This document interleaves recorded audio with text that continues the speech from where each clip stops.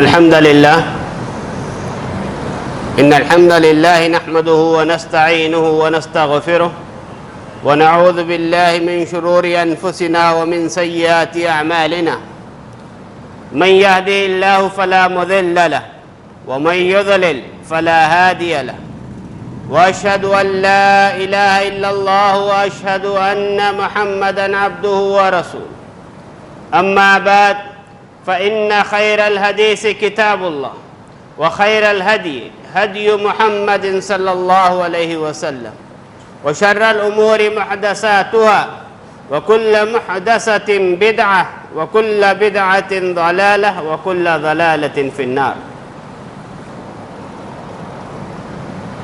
فأعوذ بالله من الشيطان الرجيم. بسم الله الرحمن الرحيم. قال الله تبارك وتعالى: وإذ يرفع إبراهيم القواعد من البيت وإسماعيل ربنا تقبل منا إنك أنت السميع العليم ربنا واجعلنا مسلمين لك ومن ذريتنا أمة مسلمة لك وأرنا مناسكنا وتب علينا إنك أنت التواب الرحيم.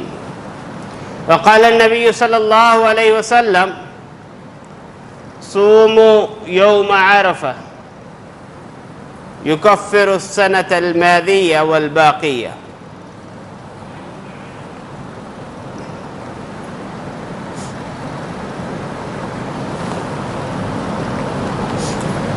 محترم حاضرین، خطبہ مسنونہ کے بعد میں نے سورہ بقرہ کی آیت نمبر 127 تلاوت کیا.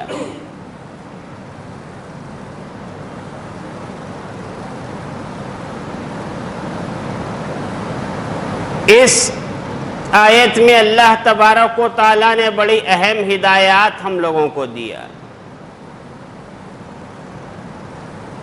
میں آپ سے کہوں گا کہ آج کا جو خطبہ ہے، یہ جو آیت ہے، اس کو ایسے ہی نہ سنیں، بلکہ گھر جاتے ہوئے ہوم ورک کے طور پر اسے لے جائیں اور اس کو یاد کرنے کی اور اس پر غور و فکر کرنے کی کوشش کریں.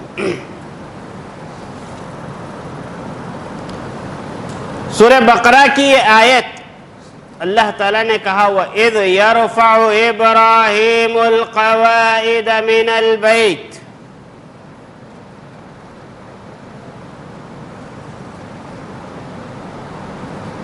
کہ یاد کرو اس وقت کو. اور ایک بات ذہن میں رکھیں، عربی زبان کا ایک اسلوب ہے، ایک قاعدہ ہے کہ جب کبھی بات عربی زبان میں اذ اور اذا سے شروع ہوتی ہے تو یہ پیغام دیا جاتا ہے کہ دیکھو، اس کے بعد جو بات آ رہی ہے وہ بڑی اہم بات ہے، توجہ سے سننے والی بات ہے، اس کو معمولی بات مت سمجھو. اسی لیے آپ قرآن مجید میں اذ اور اذا سے جو کلمات سنے ہوں گے وہاں پر آپ کی پوری توجہ ہونی چاہیے. اسی لیے آپ دیکھیں اذا زلزلت الارض زلزالہ، کہ یاد کرو اس وقت کو جب ساری کی ساری زمین ہلا دی جائے گی. تو اللہ تعالیٰ کہہ رہے ہیں وَإِذْ يَرْفَعُ إِبْرَاهِيمُ الْقَوَاعِدَ. یاد کرو اس وقت کو جب ابراہیم علیہ السلام بیت اللہ کی بنیادوں کو اٹھا رہے تھے.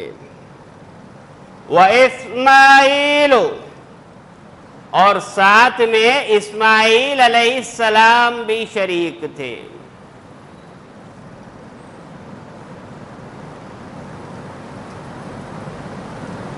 بیت اللہ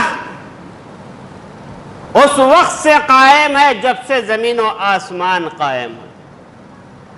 یہ اور بات ہے کہ وقت کے ساتھ ساتھ اس کی دیواریں بوسیدہ ہو گئی تھی، اسی لیے کہا کہ اس کی بنیادوں کو اٹھا رہے تھے، اثر نو نہیں بنا رہے تھے، کوئی نئی بنیاد نہیں رکھ رہے تھے. اور ایک ادب ہم کو یہاں سکھایا گیا کہ قرآن مجید نے کہا یاد کرو اس وقت کو جب ابراہیم بیت اللہ کی بنیادیں اٹھا رہے تھے تو ساتھ میں اسماعیل علیہ السلام شریک تھے. یہاں پر ایک ادب یہ سکھایا جا رہا ہے کہ دیکھو قرآن مجید نے یہ نہیں کہا کہ باپ اور بیٹے دونوں مل کے اٹھا رہے تھے، کہا ابراہیم اٹھا رہے تھے اور اسماعیل شریک تھے. یہ تعلیم دی جا رہی ہے کہ اجتماعی طور پر کوئی کام کرو تو اس کام کی نسبت اپنے بڑے لوگوں کی طرف کرو، بڑے لوگوں کی طرف کرو. آج ہم کوئی دینی کام کرتے ہیں، کوئی مل جل کے کوئی کام کرتے ہیں، ہر آدمی کہتا ہے کہ میں کرا میری وجہ سے ہوا. یہاں تعلیم دی جا رہی ہے کہ دیکھو کوئی بھی کام کرو مل جل کے تو اس کی نسبت اپنے بڑوں کی طرف کرو کہ ہمارے بڑوں نے یہ کام کیا. کیسے؟ حضرت عمر بن خطاب رضی اللہ عنہ فرماتے ہیں کہ اللہ کے رسول صلی اللہ علیہ وسلم عشاء کے بعد بات کرنے کو سخت ناپسند کرتے تھے، لیکن مسلمانوں کے تعلق سے کوئی اہم معاملہ ہوتا، کوئی اہم بات ہوتی تو اللہ کے نبی صلی اللہ علیہ وسلم حضرت ابو بکر رضی اللہ عنہ کے ساتھ مشورہ کرتے اور ساتھ میں بھی ہوتا. حضرت عمر رضی اللہ عنہ یہ نہیں کہہ رہے ہیں کہ مسلمانوں کے معاملے میں کوئی اہم دینی معاملے میں اللہ کے نبی صلی اللہ علیہ وسلم مجھ سے مشورہ کرتے تھے اور ساتھ میں ابو بکر کھڑے رہتے تھے یا ابو بکر ہوتے تھے. نہیں کہہ رہے ہیں کہ اللہ کے نبی صلی اللہ علیہ وسلم حضرت ابو بکر رضی اللہ عنہ سے مشورہ کرتے اور ساتھ میں ہوتا. کہا وَإِذْ يَرْفَعُ إِبْرَاهِيمُ الْقَوَائِدَ مِنَ الْبَيْتِ وَإِسْمَاعِيلُ. یاد کرو اس وقت کو جب ابراہیم علیہ السلام بنیادیں اٹھا رہے تھے، ساتھ میں اسماعیل علیہ السلام شریک تھے.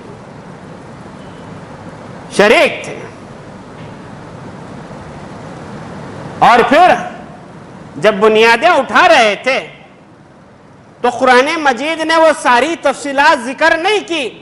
بیت اللہ کیسے تعمیر ہوا، مسجد توحید کیسے بنی، یہ آپ لوگ جانتے ہیں. کتنی محنت ہوئی اور کتنی محنت آپ لوگ کر رہے ہیں یہ آپ لوگ جانتے ہیں. لیکن بیت اللہ کیسے تعمیر ہوا قرآن مجید نے اس کو ذکر نہیں کیا کہ کتنے دن میں ابراہیم نے بیت اللہ کو تعمیر کیا، کتنی لمبائی اس کی تھی، کتنی چوڑائی اس کی تھی، ابراہیم اور اسماعیل نے کیسے پتھر کاٹے، کون لانے والا تھا، کون اٹھانے والا تھا، کتنا گارا اس میں استعمال ہوا، کتنی سیمنٹ استعمال ہوئی. قرآن مجید نے اس کو ذکر نہیں کیا. لیکن آپ کے اور میرے لیے جو اہم چیز کا پیغام دیا کہ باپ اور بیٹے جب بیت اللہ کی تعمیر میں مصروف تھے تو ان کی زبان پر جو الفاظ تھے، ان کی زبان پر جو دعائیں تھیں، اللہ نے صبح قیامت تک کے لیے ان دعاؤں کو قرآن کا حصہ بنا دیا. کہا ربنا تقبل منا انک انت السمیع العلیم، کہ اللہ تو ہماری اس کوشش کو قبول فرما، بے شک تو سننے والا ہے، جاننے والا ہے. دیکھیے ابراہیم اور اسماعیل علیہ السلام کو فخر ہونا تھا، لیکن عاجزی ہے، انکساری ہے. اللہ کے سامنے دست بدعا ہے کہ دعا کر رہے ہیں ربنا، اے ہمارے رب، تقبل منا، کہ اللہ نے حکم دیا تھا بیت اللہ تعمیر کرنے کا. بیت اللہ تعمیر کر رہے تھے لیکن اس کے باوجود ابراہیم علیہ السلام کو یہ ڈر تھا، یہ خوف تھا کہ اللہ کی حکم آوری میں کہیں میرا یہ عمل کسی کوتاہی کی وجہ سے، کسی بڑائی کی وجہ سے، کوئی ریاکاری کی وجہ سے رد نہ ہو جائے. رد نہ ہو جائے. اللہ سے دعا کر رہے ہیں ربنا تقبل منا, اللہ ہماری اس کوشش کو قبول فرما, کوشش کو قبول فرما. اور پھر اللہ تبارک و تعالی نے مومنین کا ایک شیوا یہ بتایا کہ مومن جب نیک کام کرتے ہیں تو ڈرے رہتے ہیں, سہمے رہتے ہیں, سہمے رہتے ہیں کہ کہیں ان کا یہ عمل اللہ کے یہاں کسی کوتاہی کی وجہ سے ضائع نہ ہو جائے. کہا والذین یؤتون ما اتوا وقلوبهم وجلہ انہم الی ربہم راجعون, کہ جو لوگ اللہ تعالیٰ کی راہ میں دینا چاہتے ہیں بلا تعامل دیتے ہیں, بغیر سوچے سمجھے دیتے ہیں, لیکن اس کے باوجود ڈرے رہتے ہیں, سہمے رہتے ہیں کہ اللہ کے پاس ہم کو جانا ہے, اللہ کے پاس ہم کو جواب دینا ہے.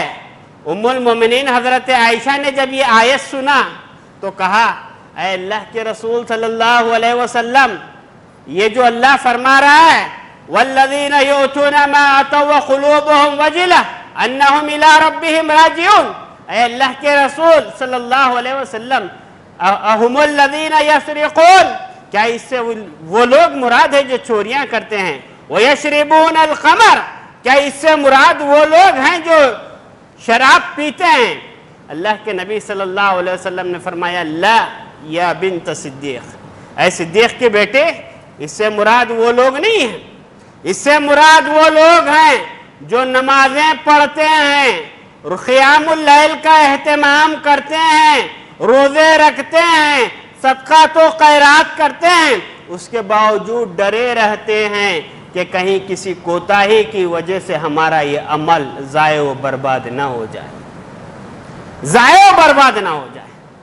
آج کیا ہے, قربانی کی خوشی میں بکرا ذبح ہونے سے پہلے فوٹو آ جاتے فیس بک پہ, یہ داڑھی والا بکرا ہے, یہ بغیر داڑھی والا ہے, اس کے سینگ گول ہے, اس کے ہپس موٹے ہیں, فلاں ہے, فلاں ہے, اللہ ہے, بدتر ہے, پتہ نہیں کیا کیا ہم لوگ جو ہے تماشے فیس بک پہ کر رہے ہیں. جبکہ اللہ نے کہا لَن يَنَالَ اللَّهَ لُحُومُهَا وَلَا دِمَاؤُهَا, اللہ کو نہ خون پہنچتا ہے, نہ ہڈیاں پہنچتی ہے, نہ گوشت پہنچتا ہے. اور طرفہ تماشا کیا ہے, غربا کو گوشت دیا جاتا ہے تو فوٹو لی جاتی ہے. ارے بھائی کون سا ایسا غریب ہے جس کو آپ سال بھر کھا رہے ہیں, یا کون سا ایسا آدمی ہے جو ایک وقت کا ایک کٹورا گوشت لے کے سال بھر اس کی ضرورت پوری ہو رہی ہے؟ کیوں غریبوں کا تماشا کرتے ہیں؟ دینا ہے دے, نہ دینا ہے نہ دے.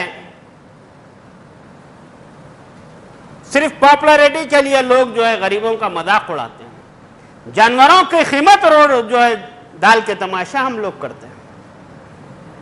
اللہ نے کہا ربنا تقبل منا, قربانی دے رہے ہو, یہ ڈر اپنے اندر پیدا کرو, یہ احساس اپنے اندر جگاؤ کہ اللہ میری یہ قربانی تیرے پاس قابل قبول ہو جائے. کتنوں کو رہتا ہے, کتنے لوگ اس کا خیال کرتے ہیں؟ قربانی کے بعد کتنی عاجزی ہمارے اندر ہوتی ہے کہ صرف خون بہا دیا کافی ہے؟ نہیں, اللہ سے دعا بھی کرو, اللہ سے دعا بھی کرو کہ اللہ تو ہمارے اس عمل کو قبول فرما. آج کیا ہے, بعض لوگ حرام کاموں میں ملوث ہیں مگر قربانی میں بڑے شوق سے حصہ لیتے ہیں. بہنوں کا حق کھا لیا مگر قربانی شوق سے دے رہے ہیں, بھائیوں کا حق کھا لیا مگر قربانی کے فوٹوز آ رہے ہیں, لینڈ مافیا ہے مگر قربانی بڑھ چڑھ کے دے رہے ہیں. ایسا کہ قربانی اللہ کے پاس ناقابل قبول ہے. قربانی دینے سے پہلے اپنی کمائی کا تو جائزہ لو, اللہ حلال مال سے دی ہوئی قربانی کو قبول کرے گا. نیکسلٹ مسلمان کی قربانی اللہ کے پاس قبول نہیں ہوگی. جو حرام کا کھایا ہے, بیواؤں کا کھایا ہے, یتیموں کا کھایا ہے, بھائیوں کا کھایا ہے, لینڈ گرابنگ کر کے کھایا ہے, غریب پہ ظلم کر کے کھایا ہے, چوری کا کھایا ہے, رشوت کا کھایا ہے, ایسوں کی قربانی کا کوئی اللہ کے پاس وزن نہیں ہے, کوئی وزن اس کا نہیں ہے. ماں باپ کی عزت نہیں کرتے ہیں, ماں باپ کا حق مار کے جو ہے قربانی دے رہے ہیں. ایسے بدبخت بھی آج مسلم صفوں کے اندر موجود ہے, ایسے قربانی کیا. ابراہیم علیہ السلام دعا کر رہے ہیں, ربنا تقبل منا انک انت السمیع العلیم. اللہ تو ہماری اس عمل کو قبول فرما لے اللہ. اس کے بعد ابراہیم علیہ السلام اور ایک دعا کر رہے ہیں, ربنا واجعلنا مسلمین لک. اللہ تو ہمیں مسلمان بنا. مسلمان بنا کیا مطلب؟ ابراہیم علیہ السلام مسلمان نہیں تھے. اگر ابراہیم علیہ السلام مسلمان نہیں تو دھرتی پہ کوئی مسلمان نہیں, کوئی مسلمان نہیں. ابراہیم علیہ السلام دعا کر رہے ہیں, ربنا وجعلنا مسلمین لک. پروردگار تو ہمیں اطاعت گزار فرما بردار بنا کے رکھ. صرف سال میں ایک دفعہ قربانی کر کے سنت ابراہیمی زندہ کرنے کا نام نہیں ہے, بلکہ موحد بن کے رہنا یہ بھی مسلمان کی ذمہ داری ہے. شرک سے نفرت کرنا یہ بھی سنت ابراہیمی ہے. توحید پہ قائم رہنا, توحید کی صدا کو بلند کرنا یہ بھی سنت ابراہیمی ہے. ہر قدم پر اللہ کی اطاعت و فرمانبرداری کرنا یہ بھی سنت ابراہیمی ہے. ابراہیم علیہ السلام دعا کر رہے ہیں کہ اللہ تو ہمیں اپنا فرما بردار بنا کے رکھ. اور کیسی فرما برداری ابراہیم علیہ السلام نے کی؟ جب تک اللہ نے ملک میں رہ کے توحید کا پرچم بلند کرنے کے لیے کہا, ابراہیم علیہ السلام کرتے رہے. توحید کی صدا بلند کرنے کے لیے قوم نے آگ میں ڈالنے کا فیصلہ کیا, ابراہیم علیہ السلام راضی ہو گئے. اللہ نے وطن کو چھوڑنے کا حکم دیا, اللہ کی اطاعت کرتے ہوئے وطن کو چھوڑ دیا. بیوی بچوں کو چھوڑنے کا حکم دیا, اس پہ راضی ہو گئے. بچے کو ذبح کرنے کا حکم دیا, اس پہ راضی ہو گئے. بیت اللہ بنانے کا حکم دیا, اس پہ راضی ہو گئے. اور دعا کر رہے ہیں, ربنا وجعلنا مسلمین لک. اللہ مسلمان بنا کے رکھ, مسلمان بنا کے رکھ. ہمارا ظاہر بھی مسلمان ہو, باطن بھی ہمارا مسلمان. ہمارے مسلمانیں صرف مسجدوں کی حد تک نہ ہو. اللہ ہم مسجد میں بھی مسلمان رہیں, باہر بھی ہم مسلمان رہیں. آج کیا ہے؟ مسجد کے اندر ہم مسلمان ہیں مگر باہر ہماری مسلمانی نظر نہیں آتی. ہمارے نکاح مسجد کے اندر ہوتے ہیں, باہر پورے شیطانی کام ہوتے ہیں. کہاں کی مسلمانی؟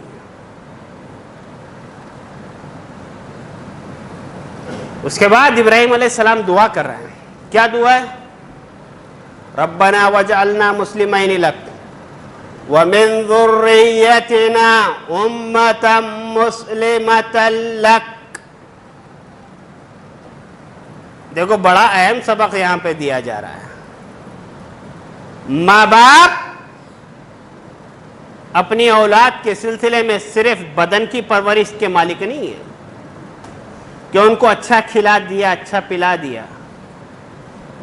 نہیں, ماں باپ کو یہ تعلیم دی جا رہی ہے, تعلیم دی جا رہی ہے کہ اپنے ساتھ ساتھ اپنی اولاد کے حق میں بھی دعا کریں. ربنا وجعلنا مسلمین لک ومن ذریتنا امتا مسلمتا لک. اللہ ہماری نسل کو بھی اسلام پر قائم رکھ, مسلمان بنا, مسلمان بنا.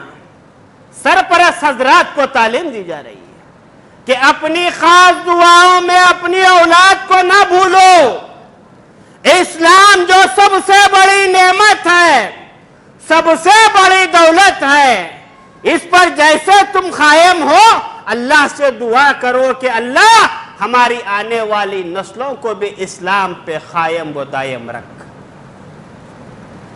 ان کو مسلمان بنا کے رکھ، تیرا مطیع و فرما بردار بنا کے رکھ، تیرے آگے جھکنے والا ان کو بنا، تیرے آگے ہاتھ پھیلانے والا اللہ ان کو بنا.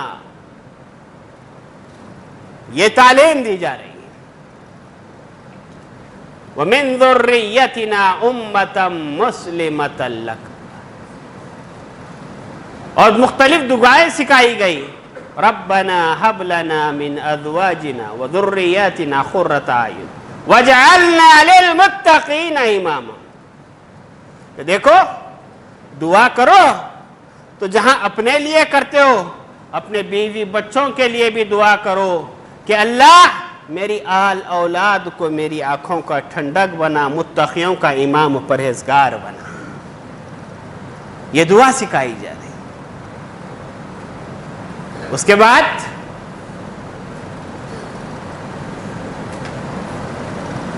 اور ایک بات بتائی جا رہی ہے، آخری بات. وَأَرِنَا مَنَاسِكَنَا. اللہ تو ہم کو عبادت کے طریقے سکھا، حج کا طریقہ اللہ تو ہم کو بتا. دیکھو نبی ہیں، نبی ہیں. اللہ کے حکم پر ابراہیم علیہ السلام نے بیت اللہ تعمیر کیا.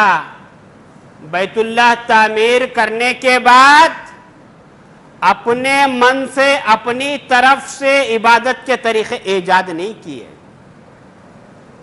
ایجاد نہیں کیے کہ میں جو چاہے عبادت کر لوں اللہ قبول کر لے گا. اللہ سے دعا کر رہے ہیں، اللہ تیرے حکم پر بیت اللہ تو ہم نے تعمیر کیا، لیکن اللہ عبادت کے طریقے تو ہم کو بتا کہ حج کیسے کریں، عمرہ کیسے کریں، اللہ تو ہمیں بتا.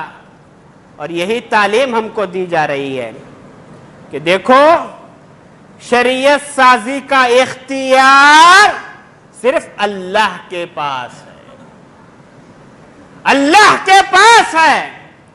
شریعت سازی کا اختیار نبی کے پاس بھی نہیں، نبی کے پاس بھی نہیں.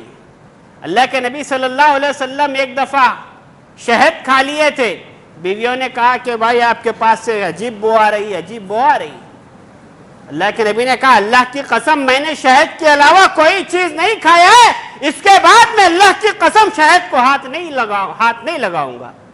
اللہ نے فوراً گرفت کیا اور آیت نازل فرمائی، یا ایھا النبی لما تحرم ما احل اللہ لک. اے اللہ کے نبی صلی اللہ علیہ وسلم، جس چیز کو اللہ نے حلال کیا ہے آپ اس کو حرام کیسے کر سکتے ہیں؟ اللہ نے فوراً گرفت کیا. آج ہم لوگ شریعت سازی میں لگے ہوئے ہیں، شریعت سازی میں لگے ہوئے ہیں. یہ اسلام ہے، یہ فلاح ہے، یہ فلاح ہے. پیدائش سے لے کے مرنے تک بدعت و خرافات کا ایک سلسلہ مسلمانوں کے پاس چلتا ہے. گھر میں کوئی پیدا ہوا، چھلا چھٹا 40واں 10واں 20واں پتہ نہیں کیا کیا. شادی ہوئی تو منگنے کی رسم سے لے کر ہولی کی رسم تک، جمعگیوں تک، اللہ رحم کرے ساری شریعت کے نام پہ یہ کام ہم لوگ کر رہے ہیں. کس نے یہ اختیار دیا؟ کیسے ہم لوگ مسلمان ہیں؟ کس نے ہم کو اختیار دیا شریعت بنانے کا؟ اور صحابہ کا مزاج کیا تھا؟ صحابہ اللہ اور اس کے رسول کے طریقے پر ایسے قائم تھے کہ ان کو کوئی فتنہ جو ہے متاثر نہیں کر سکتا تھا. حضرت عمر بن خطاب ہیں، بیت اللہ کا طواف کرنے کے بعد بیت اللہ کا بوسہ دیا تو بیت اللہ کو خطاب کرتے ہوئے کیا فرمایا؟ اس میں میرے اور آپ کے لیے سبق ہے. کہا یا حجر انی اعلم انک حجر لا تنفع ولا تضر لولا انی رأیت رسول اللہ صلی اللہ علیہ وسلم یقبلک ما قبلتک. اے پتھر، میں جانتا ہوں تو ایک پتھر ہے، نہ تو کسی کو فائدہ دے سکتا ہے اور نہ تو کسی کو نقصان پہنچا سکتا ہے۔ اگر میں میرے آقا کو بوسہ دیتے ہوئے نہ دیکھتا تو یاد رکھ میں تجھے بوسہ نہ دیتا۔ یہ شریعت کا مزاج ہے۔ جنت کے پتھر میں نفع و نقصان کی صلاحیت نہیں ہے۔ آج ہم لوگ کیا کرتے، یہ فیروزہ کلر ہے، سب کو راس نہیں آتا، ارے بیچنے والا جو ہے کوڑیوں میں روڈ پہ بیٹھا ہوا ہے، اس کی زندگی میں جو ہے کبھی مالداری نہیں ہے، وہ آپ کو الو بنا کے بیچ رہا ہے کہ فیروزہ کلر آپ کو جم جائے گا، ہاتھ لگڑے تو پیسہ گرے گا، نعوذ باللہ، یہ کلر ہے آپ کی شادی جلدی ہو جائے گی۔ ارے کون سے پتھروں میں ہم لوگ عقیدہ رکھ رہے ہیں؟ کون سے پتھروں میں؟ جبکہ حجر اسود جنت کا پتھر ہے، وہ نفع و نقصان نہیں دیتا ہے، تو پھر دنیا کے ان پتھروں میں ہم نفع و نقصان کی امید کیسے کرتے ہیں؟ یہ تو کھلا ہوا شرک ہے۔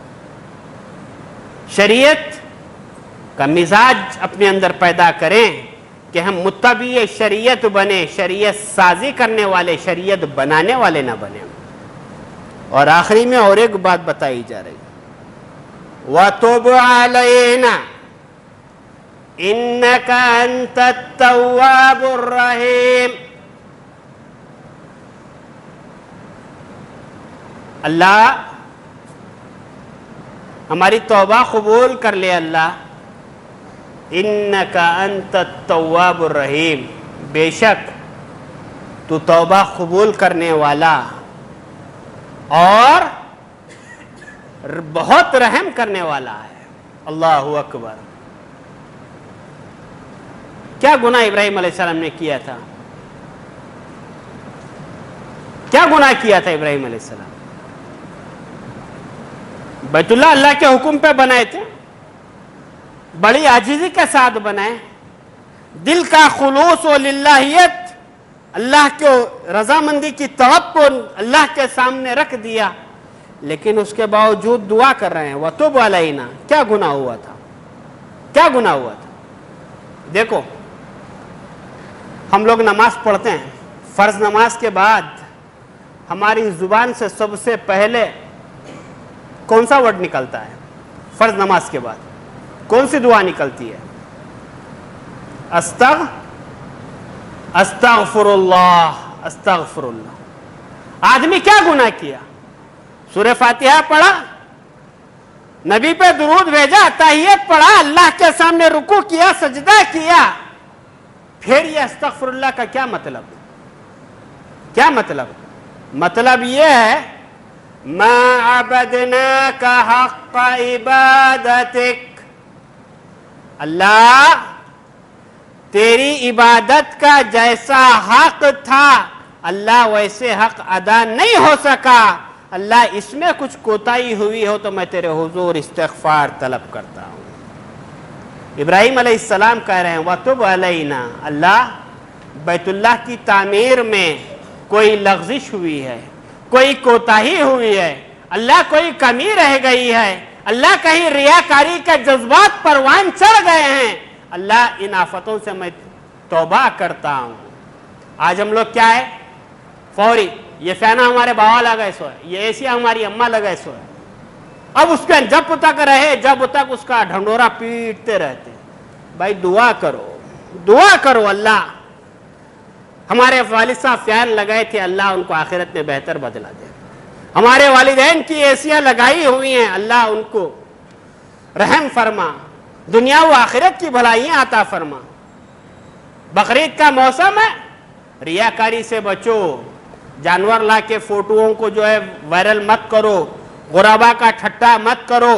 بقرعید کا موسم ہے، کہا الطہور شطر الایمان، پاکی صفائی آدھا ایمان ہے۔ ہم اپنے اطراف، ہمارے اطراف غیر مسلم بھی رہتے ہیں، ان کے جذبات کا خیال کرو، گندگیوں کو روڈ پہ نہ پھینکو، گندگیوں کو اٹھا کر جو ہے محلوں سے کوچوں سے دور کرنے کی کوشش کرو۔